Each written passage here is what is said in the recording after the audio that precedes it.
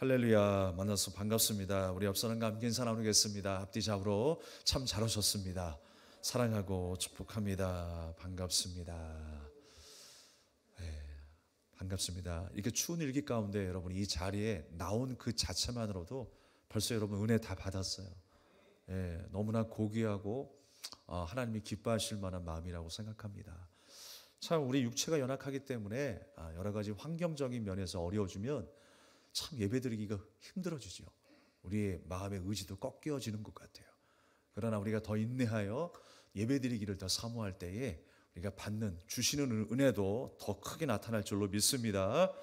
오늘 엘리야의 심령과 능력이 세례 요한에게, 제가 제목이 길어서 좀 잘랐습니다만 원래 제목은 뭐였냐면 엘리야의 심령과 능력이 세례 요한에게 그리고 나에게 라는 제목이었어요. 근데 좀 잘랐어요.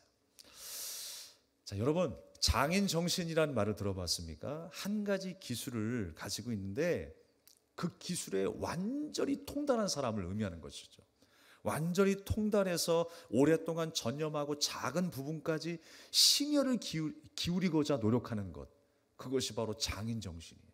그래서 명품을 보면요, 한 땀 한 땀 바느질이 다르죠. 염색한 것이 다르죠. 색깔이 다르고요, 또 오랫동안 보존이 되고요. 그래서 그 오랜 숙련의 과정을 통해서 하나하나 세심하게 심혈을 기울이고자 노력하는 그 정신이 바로 장인 정신이에요. 그래서 보통 사람들은 흉내낼 수 없는 도자기를 만들어내고 또 칼을 만들어내고, 또 요즘에는요 우리나라가 만드는 호미가 세계에서 인기가 그렇게 많대요. 그러니까 우리나라만 밭농사를 하는 것이 아니라 세계 전역에 밭농사를 하는 곳이 있잖아요. 아무리 발달을 했어도 그곳에 이 호미가 그렇게 잘 쓰인다라는 거예요. 그 호미를 만드는 장인 정신이 있어요. 단순히 찍어내는 물건이 아니라 하나하나의 작품마다 작가의 삶과 애환과 영혼이 담겨 있는 거예요. 그래서 이 장인 정신이라는 게 참 중요합니다. 마찬가지로 우리는 복음을 전수해 받았어요. 그러면 우리는요 복음의 장인 정신을 갖고 살아가야 돼요. 주님께서 말씀하신 그 한마디 한마디에 귀를 기울이고 하나님께서 우리에게 요구하시는 그 마음, 그 말씀이 무엇인가? 여러분 과연 복음에 대해서 전문가가 되셨습니까? 복음에 대해서 장인 정신을 갖고 계신가요? 우리가 장인 정신을 갖는다는 것은 그렇습니다. 하나님의 말씀을 이론이 아니라 삶으로 살아내고 있냐 말이에요. 우리가 삶으로 살아내고 마치 그 말씀이 우리의 양식이 되는 것처럼 우리가 씹어보기도 하고 뜯어보기도 하고, 이래서 하나님께서 이렇게 말씀하셨구나, 하나님께서 고난 중에 이런 말씀을 하셨구나, 우리가 하나하나 깨닫게 되면서 성숙하게 되는 것, 이것이 바로 장인 정신의 삶이라고 하는 겁니다. 우리가 하나님의 말씀을, 하나님의 구원을 은혜라고 하기 때문에 그냥 감사합니다 한 말로 퉁 쳐버리면 안 돼요. 더 깊이 있는 하나님의 사랑을 경험해야 합니다. 더 깊이 있는 하나님의 그 말씀 안으로 들어가는 저와 여러분이 되기를 주님의 이름으로 축원합니다.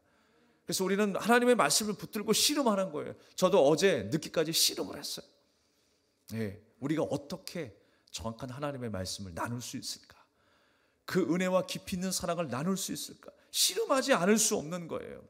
우리 삶에 나타난 모든 일들을 통해서 나를 위해 일하시는 그 하나님의 사랑과 하나님의 은혜를 우리가 감사하고 그 사실에 감격하며 오늘도 낮은 자리에 들어가고 오늘도 겸손의 자리에 들어가고 그 안에서 작은 자로 살아가고 있는지 항상 우리가 물어야 하는 것입니다.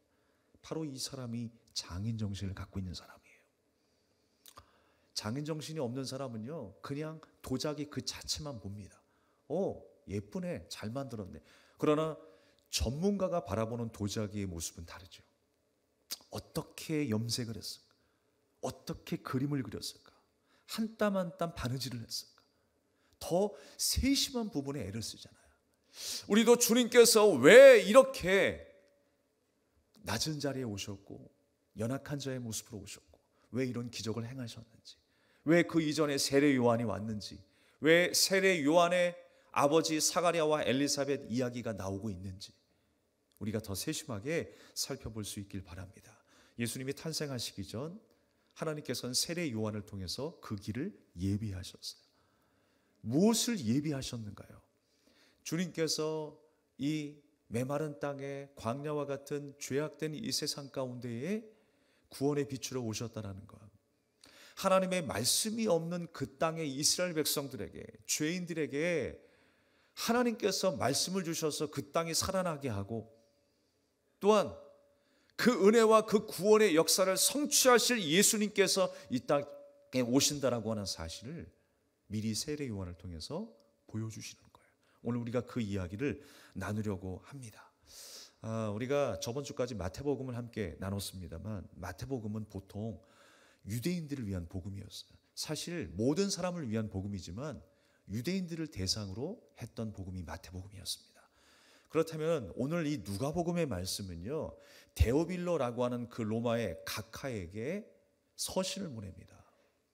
데오빌로라고 하는 그 사람을 통해서, 그 이방 사람을 통해서 이 말씀의 대상은 누구에게까지 전파되냐면 전 세계의 모든 사람에게 전파되는 하나님의 말씀이 되는 거예요. 그래서 누가복음의 특징은 이방인을 위한 복음이다라고 하는 것입니다. 오늘 1절의 말씀에도 특별히 구약의 말씀이 예수님으로 인해서 이루어졌다라고 하는 것을 기록하고 있어요. 이루어졌음을 기록하고 있다라고 1절부터 명시하고 있는 것입니다. 그래서 예수님을 아는 사람에게, 알아가는 사람에게 더 확실하게 증거하기 위해서 쓰여지는 것이 누가복음이었어요. 이제 막 예수님을 믿기로 작정한 사람들, 더 깊이 있는, 더 장인 정신으로 들어가기 위한 그 믿음의 삶을 위해서 쓰여진 말씀이 누가복음이다라고 하는 거예요. 그래서 우리가 이 누가복음의 말씀을 외면할 수 없습니다. 공간복음이라고 해서 마태, 마가, 누가, 요한, 이 말씀이 다 작은 부분의 차이가 있어요. 바라보는 관점에 따라서, 자기가 느끼고 경험한 거에 따라서 다 다르게 나타나고 있다는 것입니다. 사랑하는 여러분, 여러분은 예수님을 어디까지 알고 있습니까? 역사 속에 나타난 그 인간적인 모습, 기적을 행하는 예수님의 그 모습은 우리가 알고 있지만, 액면으로만 깨닫지 못하는 바리새인처럼 우리 또한 예수님을 잘 알지 못할 때가 있어요. 객관적이고 보여지는 그 정보는 알고 있지만 그 마음의, 한 사람의 마음의 속성을 다 모르는 것처럼 우리가 예수님의 마음을 모르고 지나갈 때가 있다라고 하는 것입니다. 그러한 모습에 머무르지 말고 모든 만물과 내 삶을 다스리신 분이 예수님이라고 하는 사실을 경험하길 바랍니다. 신앙생활 하다 보니까 주님이 내 삶의 통치자였어. 내 삶을 간섭하시고 내 길을 인도하신 분이 바로 예수님이셨어. 우리의 삶 속에서 그것을 느끼고 경험하는 거예요. 말씀을 통해서 우리가 또한 기도하며 하나님을 의지하는 가운데에 주님께서 나의 삶 속에 깨닫게 하실 것입니다.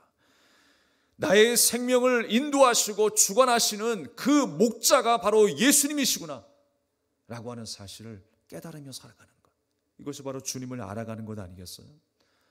오늘 본문의 말씀은요, 5절의 시작 뭐라고 시작합니까? 유대 왕 헤롯 때라고 시작을 합니다. 왜 이렇게 명시하고 있냐면 그 시대에 그 땅에 어떤 일이 있었는가를 보여주는 거예요. 가장 암울했고 힘들었던 시기였어요.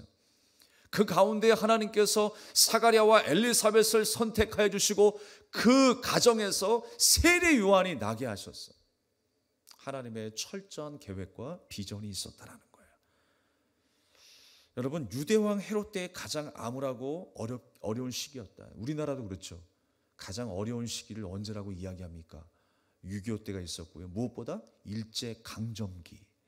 그래서 일제강점기 때라는 말만 나와도요, 우리는 모든 게 다 연상이 돼요. 그렇죠? 민족을 말살하고 문화를 말살하고 창씨개명을 하고 학교에서 교복을 입게 하고, 그때 국민학교가 나온 거죠. 지금 이제 초등학교로 바뀌었는데, 그래서 일제강점기라고 하는 말만 들어도 그 역사가 다 그려지듯이 유대인들에게도 유대왕 헤롯 왕 때라고 하면 그냥 다 그려지는 거예요. 그리고요, 지금 상황은 어떤 상황이냐면 더군다나 하나님께서 말라기 때의 구약의 말씀을 하신 이후에 신약 시대까지 400년 동안의 공백 기간이 있었어요. 하나님의 말씀이 선지자를 통하여서 말씀하셔야 되는데 침묵하셨던 400년 동안의 암흑기가 있었어요. 여러분, 400년 동안 하나님의 말씀이 없었다면 더 하나님의 말씀을 찾고 사모하며 응답해달라고 기도해야 되는 거 아니겠어요? 그런데 그때의 더 세상의 물결과 문화 속에서 이스라엘은 더 요동칩니다. 그들의 신앙이 더 희미해지고요. 하나님을 찾지 않아요.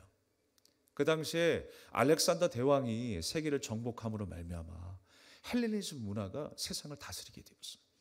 그러다 보니까 물에 술 탄 듯 술에 물 탄 듯 하나님의 말씀이 온데간데 없이 사라지게 되었어요. 하나님의 백성들의 마음속에 양식으로 생수로 자리 잡아야 될 그 하나님의 말씀이 세상과 짝하여 살아가는 거예요. 그냥 내가 편리한 위주로 인간적인 방법으로 신앙생활을 하기 시작하는 거예요. 그래서 모든 것이 형식적인 예배가 되었고 형식적인 만남이 되었어요. 그런데 어쩌면 이런 시간들이 계속 역사 가운데 반복되는지 모르겠어요. 뭔가 좀 잘 되고 뭔가 좀 부족함이 없을 때 사람은 타락하더라고요. 오늘날에 그렇잖아요. 우리가 배고프고 힘들 때는 그 배고픔을 위해서 기도하고 하나님 찾다 보니까 우리가 신앙을 갖게 되었죠. 뜨거운 열정으로 하나님을 섬기다가 또 어느 순간에 배부름이 우리에게 찾아오게 되면 우리는 나태하고 타락에 빠져버려요. 하나님을 간절히 찾지 않는 것이 문제다라고 하는 것입니다. 지금 그런 상황에 있었다라는 거예요. 그런 상황 가운데에 하나님께서 다시 새로운 일들을 이스라엘 가운데 하고 계시는 거예요. 그래서 한 가정을 일으키시는 것입니다. 우리가 그 한 사람을 남은 자라고 이야기를 해요. 성경 속에 등장하는 남은 자, 핍박과 어려움과 궁핍 속에서도 하나님을 끝까지 의지하고 순종하였던 그 소수의 무리를 하나님께서 남기셔서 오늘도 이어가게 하시고 오늘도 이어가게 하시고, 바라옵기는 여러분이 그 남은 자 중에 한 사람이 되길 바랍니다. 그 남은 자 가정을 사가랴 가정으로 주님께서 선택하셨고 세례 요한으로 선택하셨고, 그래서 예수님이 오심을 준비하게 하신 그 은혜가 있었다라는 거예요. 바로 그 남은 자 한 사람으로 우리가 살아야 하는 것입니다. 그때마다 하나님께서 그때마다 사람을 세우신다라는 거예요. 한 사람이요 어떤 훌륭한 업적을 남겼다기보다는 그 한 사람의 삶을 통해서 하나님이 하실 일들을 드러내게 하세요. 가만히 보면 어떤 위대한 인물이 나타난 것이 아니에요. 다 부족하고 연약하기 짝이 없는 사람들이에요. 그럼에도 불구하고 하나님께서 그 한 사람을 세우셔서 축복의 통로로 사용하시고 그의 연약한 삶을 통해서 하나님의 강함을 드러내게 하시는 역사를 펼쳐가시더란 말이에요. 우리 연약함을 통하여 주님은 반드시 놀라운 일들을 행하실 것입니다. 그 한 사람을 소개하고 있는 거예요. 마음은 풍요로우나 물질이 없었던 시절이 있었고 지금은 물질이 풍요로우나 마음이 피폐해지는 시기를 경험하고 있습니다. 그 암담하고 어려운 시대가 바로 오늘 우리의 시대와 똑 닮아 있어요. 오늘 우리가 이 말씀을 어떻게 우리의 생활 속에 적용할 수 있을까요? 우리가 그러한 400년 동안에 묵었던, 우리가 나중에 말씀에 보면 어떤 내용이 나옵니까? 엘리사벳이 아이가 없었다라는 말씀이 나와요. 그들이 참 의인이고 하나님의 율법을 잘 행하였고 하나님이 기뻐하시는 가정으로 살고 있었는데 아이가 없었다라는 말씀이 나와요. 그리고 가브리엘 천사의 그 인도함을 따라서 하나님 앞에 예배드리는 가운데 하나님의 음성을 듣는데, 가브리엘 천사의 음성을 듣는데 어떤 일이 벌어집니까? 가브리엘 천사가 이제 엘리사벳을 통해서 아이를 줄 것이다, 하나님이 아이를 줄 것이다 라고 하는 예언을 하죠. 그 가운데 아이를 낳을 때까지는 네가 말을 못할 것이다 라고 이야기를 해요. 안 그래도 어려운 상황인데 뭐라고 이야기를 해요? 아이가 없을 것이고 말을 못할 것이다. 아니, 하나님의 말씀에 순종하고 의인의 가정이라면서요. 그런데 말을 못하고 아이를 못하는 불행한 인생을 살게 하신 이유가 뭘까요? 하나님께서 그 가정을 통해서 보여주시는 거예요. 마치 이스라엘 백성들의 그 모습이 사가랴 가정의 모습과 같았다라는 거예요. 그들이 하나님 앞에 율법을 행하고 예배를 드리고 날마다 모여서 의식을 행하는 것 같은데 사실 하나님 앞에서 진정한 마음이 없었다는 겁니다. 그들이 마치 아이가 없는 것처럼 생명이 없는 신앙생활을 하고 있었어요. 세상과 짝하여 우상을 섬기며 바알과 아세라를, 헬레니즘 문화를 숭상하는 그 사람으로 세상과 짝하여 살아가고 있었어요. 그리고 마치 말을 못하는 것처럼, 말을 못한다라고 하는 의미는요, 하나님의 말씀이 그 입에 없다라고 하는 거예요. 그래서 그런 말씀이 있죠. 우리가 슬피 울며 일갈미 있으리라. 뭐 원수를 삼아서 저 사람이 막 미워가지고 용서 못할 그 마음으로 슬퍼하며 이를 간다, 뭐 그런 의미가 아니라 하나님의 말씀이 내 입에 없다라는 거예요. 그게 뭐예요, 여러분? 얼마나 불행한 인생입니까? 하나님의 말씀이 내 가운데 없다라는 게 저주받은 인생이죠. 죄 가운데 살고 있다라고 하는 걸 의미하는 거예요.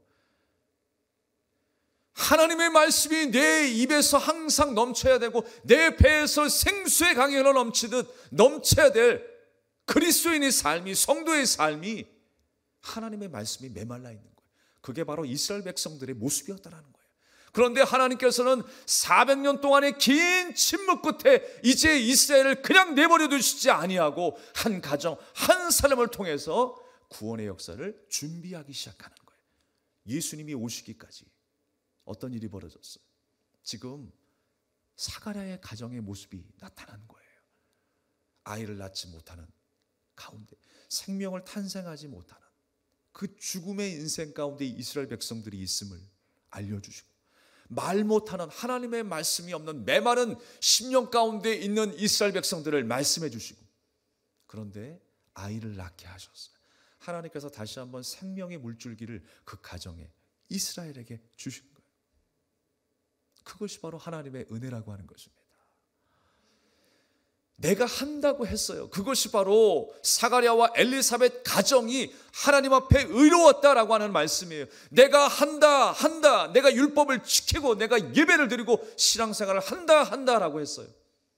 그런데 그 시대의 신앙이 어떤 신앙이었다고요? 하나님은 쏙 빼놓은 거예요. 자기의 열심과 자기의 공로와 자기의 노력은 있었습니다만 하나님의 마음을 깨닫지 못했어요. 모든 것이 은혜이고 모든 것이 하나님의 긍휼이라고 하는 사실을 깨닫지 못했어요. 그래서 하나님께서 은혜로 부어주시는 거예요.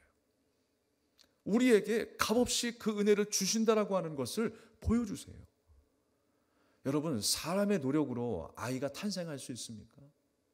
아무리 시험관 아기를 한다 하고 병원에서 좋은 약을 처방받고 치료를 받는다 할지라도 그 생명을 주관하신 분이 하나님이시지 사람의 힘으로 되겠냐고요.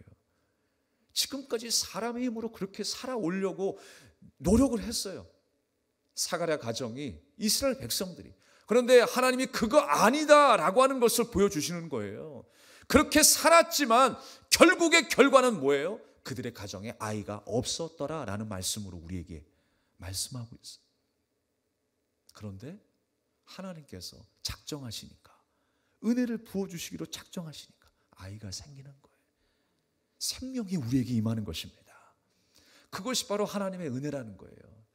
나의 공로가 아니라 하나님께로부터, 위로부터 우리에게 내리시는 하나님의 사랑이요 하나님의 은혜라고 하는 것을 사가랴 가정을 통해서 보여주시는 것입니다. 할렐루야.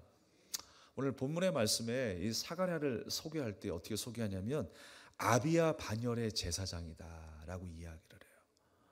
이건 아비야 반열은 뭐고 24 반차는 뭐고, 그런 제사장의 반열, 반차들이 등장하고 있어요. 근데 이 24 반열이라고 하는 것은 어떤 의미냐면, 이 아비야 반열은요 어디서 나오냐면요 역대상 24장의 말씀이 나와요. 24장 7절 이하에 보게 되면 제사장의 명단이 나옵니다. 누구누구 제사장, 누구누구 제사장. 근데 그 8번째 제사장의 이름이 아비야예요. 그 아비야 반열에 속한 사람이 오늘 등장한 아빠 사가랴라고 하는 거예요. 그러니까 왜 이 제사장의 반열을 세웠냐면 다윗의 시대에 어떻게 하면 하나님께 예배를 잘 드릴 수 있을까? 정성을 다해서 아름답게 최선을 다해서 하나님을 예배할 수 있을까? 그렇게 고민하다가 24반으로 정리해 놓은 거예요. 그게 바로 24반차예요. 또 24반열이라고도 이야기를 해요. 그런데 그 8번째 반열에 선 사람이 아비야였어요. 그리고 그 가운데에 사가랴가 있는 거예요. 그러니까 수많은 제사장이 있는 거예요. 그리고 그 중에서도 1년이면 일주일씩 제사를 드리게 되는데 각 반마다 일주일씩 제사를 드리면서 1년에 그렇게 2번을 제사를 드려요. 그런데 너무 많은 제사장이 있는 거예요. 그래서 1년에 한 번 드릴까 말까 하는 거죠. 제사를 드리는 제사장이. 그런데 그 중에 뭐라고 이야기를 해요? 아비야 반열에 속한 사가랴라고 그랬어요. 근데 그 가운데서도 너무 많은 거예요. 한 500명, 600명 이상이 되니까 그 가운데서도 제비를 뽑아요. 오늘 말씀해 보면. 제비를 뽑아가지고 누가 뽑혔대요? 오늘의 주인공 사가랴가 뽑힌 거예요. 하나님께서 그 한 사람을 선택하는 거죠. 얼마나 놀랍습니까? 우리의 인생은요, 하나님께서 뽑히고 뽑혀서 뽑아서 세우신 한 사람이라는 걸 여러분 기억하십시오. 그러니까 이 사가랴에게는요, 가문의 영광인 거예요. 우리가 신앙생활을 하게 된 것, 하나님의 자녀가 되었다라는 것, 가문의 영광으로 생각하시기 바랍니다. 우리 가문의 영광이에요. 우리 인생 가운데에 1년에 아니 평생 동안 한 번도 뽑힐 수 없는 상황에 있었지만 하나님께서 강권적으로 이 사가랴를 선택하여 주시는 거예요. 그래서 그 은혜를 경험하게 하셨어요.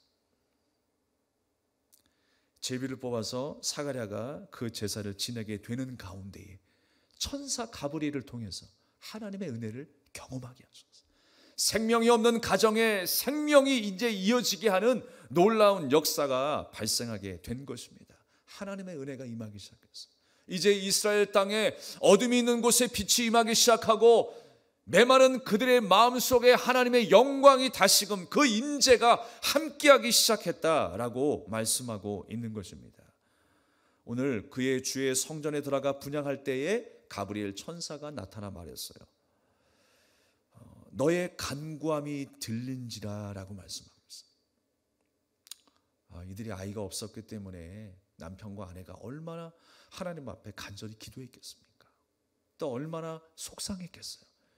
그래도 하나님 앞에 예배를 드리는 제사장인데, 하나님의 말씀을 대언하는 제사장인데, 이들에게 아이가 없다고 하니까, 그들에게 있어서 아이가 없다라고 하는 것은 엄청난 저주의 결과이거든요. 그러니까 얼마나 비참한 인생을 살았겠냐고요. 그러니까 더 그들의 간구는 간절했을 것입니다.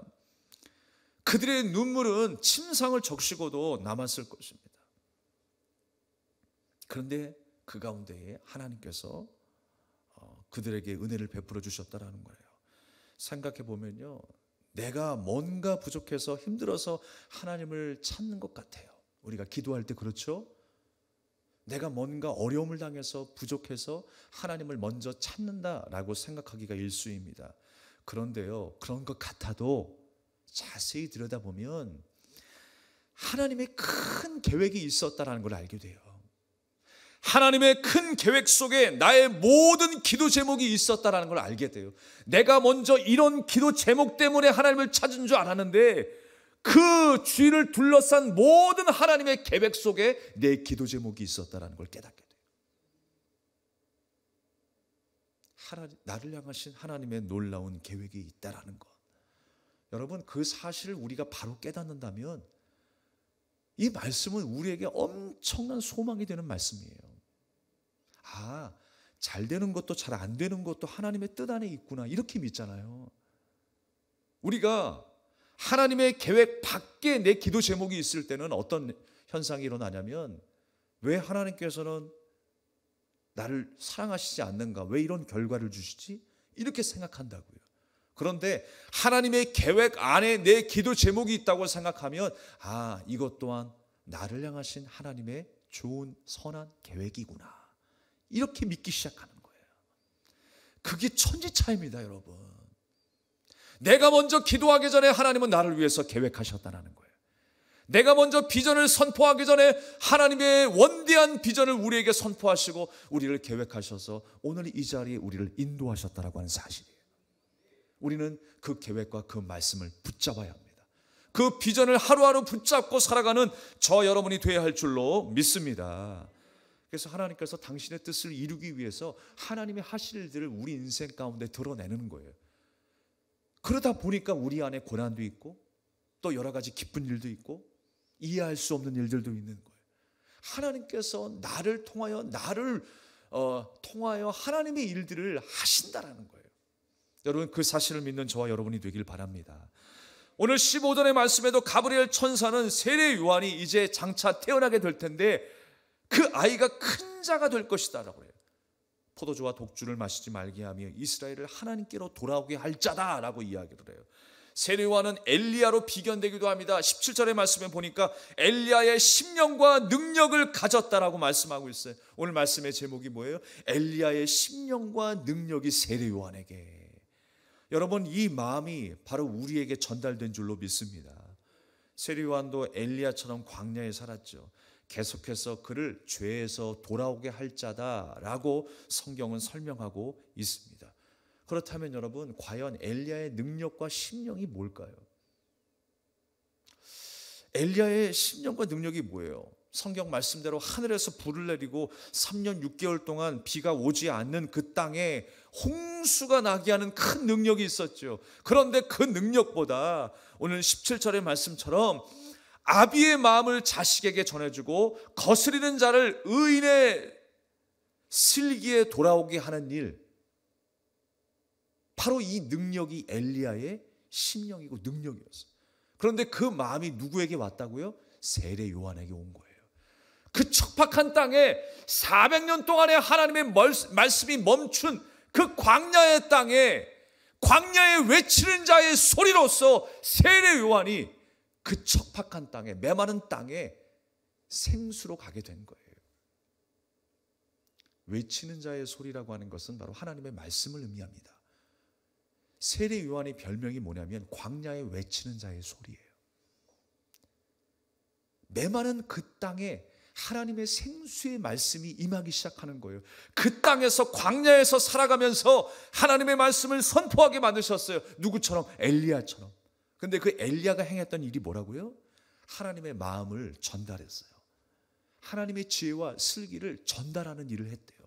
광야에서, 메마른 광야에서, 메마른 이스라엘 땅에서 그들의 백성의 한가운데서 하나님의 말씀을 외치는 세례 요한으로 살아가게 하시는 거예요. 그렇다면 여러분, 이 정신이 누구에게 흘러왔어요? 나에게 흘러왔어요. 그러면 우리는 메마른 우리 가정 가운데에 하나님의 사랑을 전하고 하나님의 지혜를 전할 수 있는 한 사람으로 살아야 되는 거예요. 오늘의 말씀의 핵심이 거기에 있습니다. 하나님께서 이스라엘을 구원하고자 하는 그 원대한 계획이 엘리야를 통해서 나타나고 세례 요한을 통해서 나타나고 바로 오늘 우리를 통하여 나타나기를 주님은 간절히 원하시는 거예요. 바로 그 말씀을 바로 이해하는 저와 여러분 되기를 바라겠습니다. 말라기서 4장 6절의 말씀에 보면요, 엘리야를 이렇게 설명해요. 함께 읽어보겠습니다. 시작. 그가 아버지의 마음을 자녀에게로 돌이키게 하고 자녀들의 마음을 그들의 아버지에게로 돌이키게 하리라. 돌이키지 아니하면 두렵건대 내가 와서 저주로 그 땅을 칠까 하노라 하시니라. 이 마음이 누구의 마음이었다고요? 엘리야의 마음이었어요. 그런데 세례 요한이 지금 엘리야에 비견되고 있습니다. 세례 요한이 어떤 일을 해야 되는가? 오늘 말씀에 기록하고 있는 거예요. 엘리야처럼 하나님의 마음과 하나님의 지혜를 전달할 수 있는 사람으로 살아가기를 원하시는 거예요. 바로 나 또한 그렇게 살아가기를 원하시는 것입니다.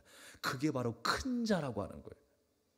세상에서 큰 자는 엄청난 업적과 엄청난 기적을 행하는 사람을 큰 자로 이야기합니다만 성경에서의 큰 자는 바로 중요한 사람을 의미하고 있어요.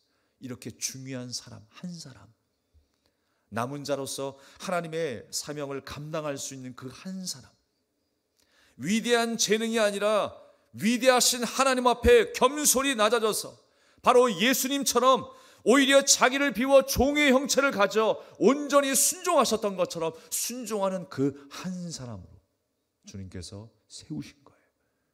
그 사람이 큰 자입니다. 우리가 큰 자는 그렇죠.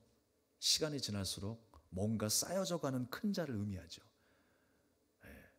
공든탑을 쌓고 좋은 일, 선한 일을 많이 해서 쌓아져 가는 큰 자를 의미합니다. 그러나 성경에서의 큰 자는요, 이미 하나님께서 큰 일들을 이루셨어요. 그리고 그 일들 가운데에 쓰임받게 하는 축복의 통로로서의 역할을 감당하게 하는 그 자리에 인도해 주세요. 그러니까 우리의 신분이 하나님의 은혜로 변화되고 우리의 삶이 하나님의 은혜로 변화된 것처럼 내가 쌓여져 가는 그 신앙생활이 아니라 단번에 십자가의 사랑으로 단번에 하나님의 은혜로 말미암아 우리가 주님 앞에 큰 자가 되었어요. 주님의 손에 선택된 주님의 길에 순종하며 따라가는 그 큰 자로 살아가게 하신 것입니다.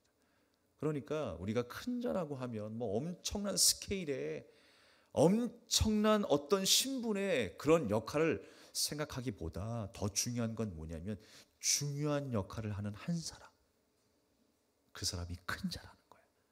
여러분 한 주간도 큰 자로 사실 수 있기를 바라겠습니다.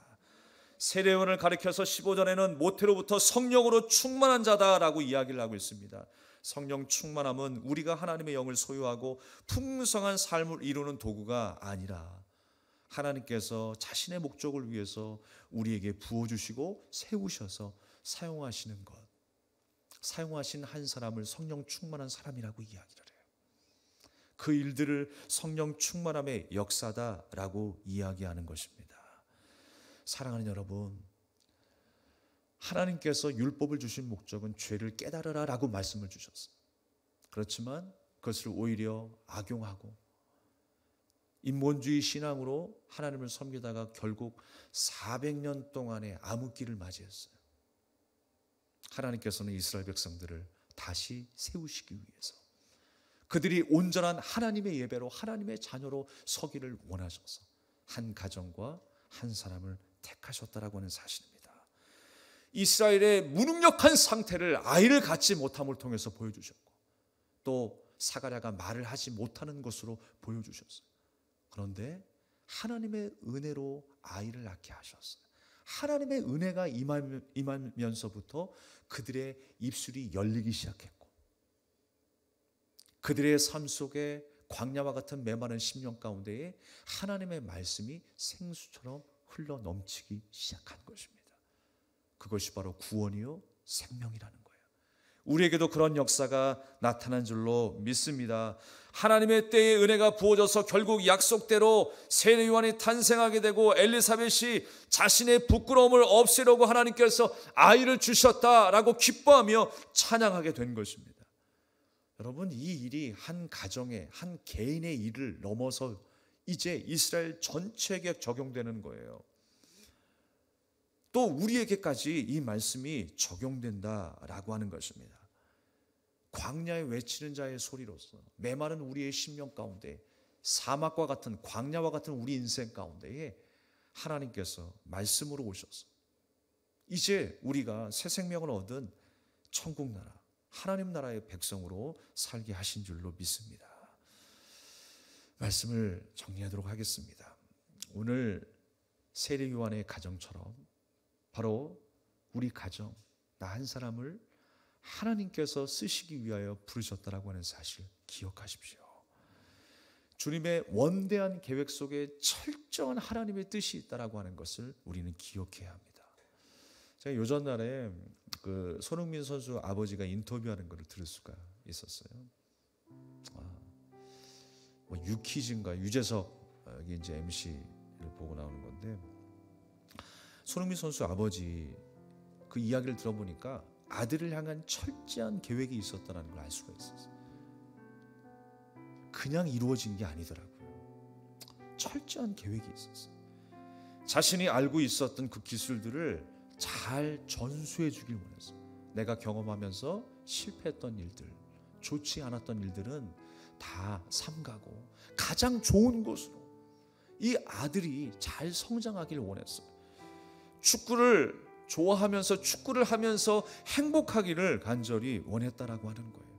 하나님께서 이스라엘 백성들에게 율법을 주신 이유는 그들의 행복을 위해서 주셨고 그들의 성장을 위해서 주셨어요. 그러나 이스라엘 백성들은 그것을 깨닫지 못한 것이죠. 근데 이 아버지의 마음을 느낄 수 있겠더라고요. 철저한 계획 속에 아들을 사랑하는 마음으로 그를 케어하고 훈련했다라고 하는 그 이야기를 들으면서 놀라움을 금치 못했어요. 그 아버지가 가장 강조했던 부분이 뭐였냐면 하루에 2시간 이상씩 기본기를 익히는 일이었어요. 가장 기본적인 거.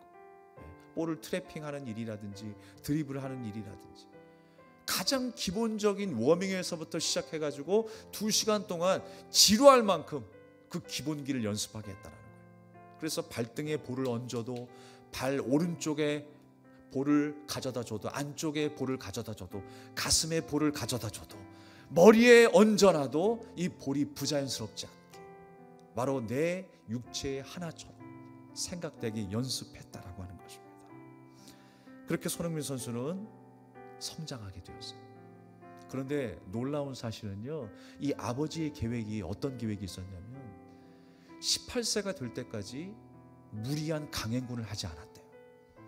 그러니까 볼을 강하게 찬다거나 이 근육에 무리가 되는 그런 슛을 하지 못하겠다는 거예요. 왜 그러냐면 그렇게 연습해서 아이들에게 요구하는 것이 학교마다 팀마다 아이들에게 요구하는 것이 뭐냐면 오직 성적이라는 거예요. 성적. 좋은 성적 받아야 좋은 학교 가지.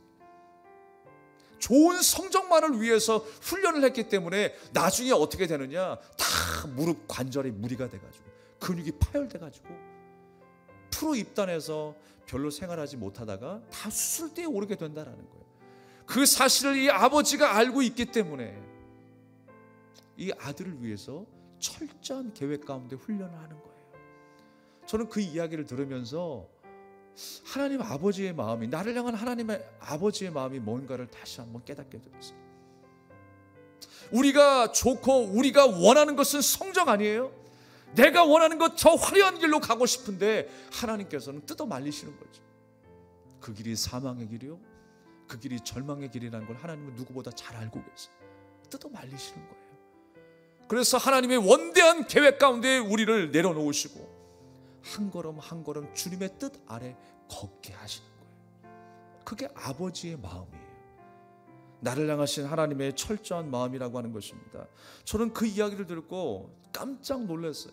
그래서 손흥민 선수도요 18살 이후부터 강슛을 날리기 시작했대요.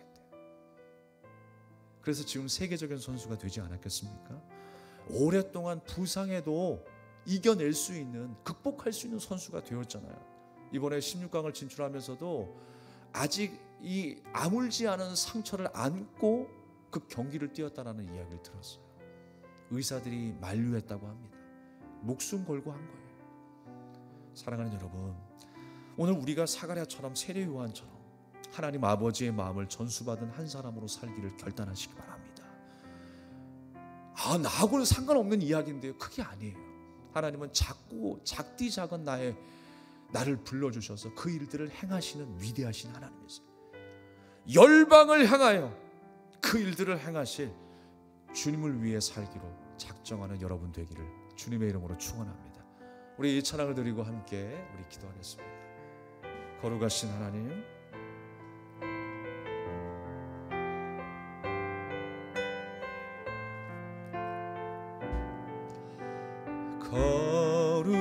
거룩하신 하나님, 온 세상 주의 영광 가득해 열방들아 일어나 경배와 찬양 드려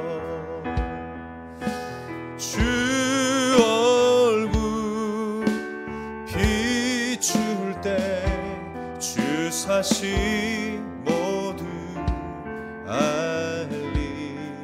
온 하늘 찬양하네.